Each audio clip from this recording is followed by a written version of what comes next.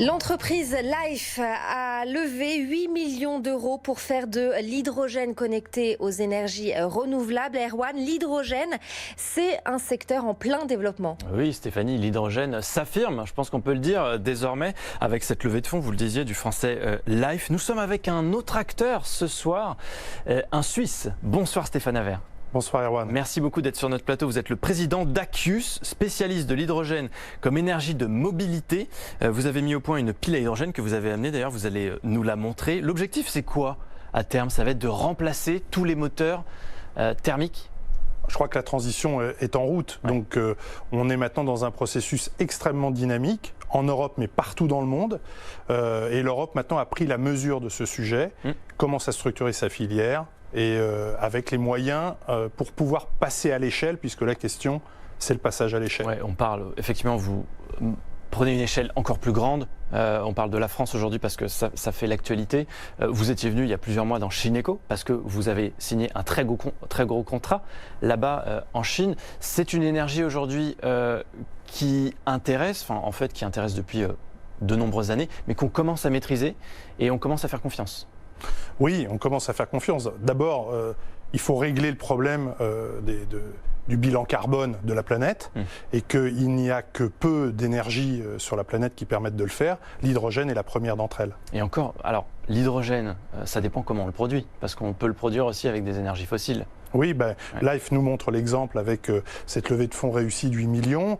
On a là de l'hydrogène vert, c'est-à-dire un hydrogène totalement décarboné. C'est exactement pour Storage, c'est exactement ce que nous utilisons, c'est-à-dire de l'hydrogène vert. Alors venons-en à votre technologie Storage. Dites-nous là ce que vous faites exactement. C'est quoi le but avec cette pile que vous avez amenée? Alors, cette cartouche que je vous avais déjà montrée il y a quelques mois, cette cartouche a la vocation à stocker de l'hydrogène pour des véhicules qui sont inférieurs à 1 tonne, qu'ils fassent 2 roues, 3 roues, 4 roues, pour une mobilité urbaine et puis extra-urbaine.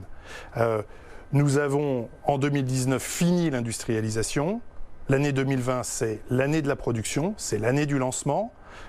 Et 2019 a été aussi une année charnière puisque nous avons en 2019 levé 10 millions d'euros pour être capable d'assurer la mise en industrialisation avec nos partenaires industriels, notamment en Europe. Donc vous n'êtes pas, qu'on comprenne bien, vous n'êtes pas dans la production d'hydrogène, mais dans la fabrication de la conception de cette technologie qui va permettre de le stocker et de l'insérer dans des véhicules. Exactement, c'est du plug and ride, c'est-à-dire on prend, on plug, on roule et quand c'est vide, on les change avec une plaine, soit dans une machine automatique comme un distributeur de soda, soit un home charger, c'est-à-dire un chargeur à la maison où on arrive le soir comme pour son téléphone portable, on le met dans le home charger et ça charge. Donc ces produits de distribution seront disponible au moment des déploiements.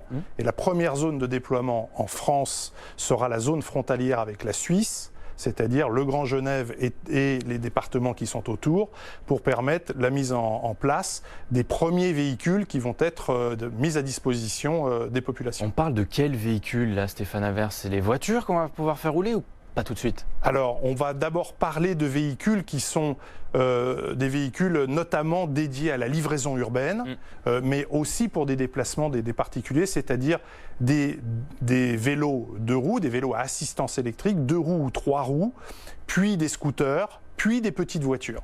Vous êtes soutenu dans ces projets par des grands acteurs parce qu'on sait que c'est difficile de se faire une place sur ce secteur de l'énergie.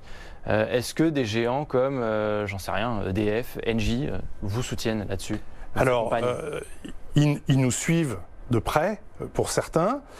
Engie est un des partenaires du programme d'études sur la région frontalière France-Suisse, puisqu'ils ont regardé le sujet avec beaucoup d'intérêt. Les études techniques sont maintenant terminées, mais il y en a d'autres. Nous avons travaillé avec des grands distributeurs, et puis côté suisse, avec d'autres partenaires comme ABB, comme les SIG à Genève, qui sont aussi des partenaires de Storage. Combien de temps on va devoir attendre encore, Stéphane Havert, pour enfin pouvoir faire rouler nos voitures à l'hydrogène? On sait que à Paris, notamment, la maire de Paris, Anne Hidalgo, a décidé que dans, je ne sais plus quand ça sera, dans quelques années, il n'y aura plus de véhicules thermiques en circulation. Ça veut dire que c'est maintenant qu'il faut prendre le sujet à bras-le-corps et qu'il faut développer les technologies. On n'en est pas encore là. Alors, nous n'en sommes pas tout à fait là, mais nous n'en sommes pas loin. C'est-à-dire que maintenant, l'impulsion de la structuration de la filière, avec les acteurs comme Symbio qui viennent d'être pris par Faurecia Michelin pour créer un grand acteur mondial de la pile à combustible pour des grosses puissances. Nous nous intéressons plutôt à des plus petites puissances, mais aussi évidemment des acteurs comme Engie qui met beaucoup de moyens sur ces sujets-là. Et tous les grands acteurs français et européens sont maintenant des acteurs très très dynamiques dans la région. Donc la question, c'est la structuration de la filière, elle est en train de se faire. D'un mot pour conclure, vos projets là, pour l'année à venir, 2020, ça va être une longue année, il va y avoir année sous le signe de l'écologie, du développement durable, il va y avoir des choses à faire. J'ai peur qu'elle ne soit pas assez longue pour tout ce qu'on a à faire, mais l'année 2020, c'est la production, la mise en production des cartouches et des piles à combustible avec les véhicules des constructeurs partenaires avec qui nous travaillons. Et puis, c'est aussi l'année du lancement des véhicules, et notamment sur la région frontalière pour l'Europe, mais d'autres pays sont concernés aussi. Et puis, c'est l'année du second tour de table de Storache, puisque le premier est terminé, avec succès, même sursouscrit.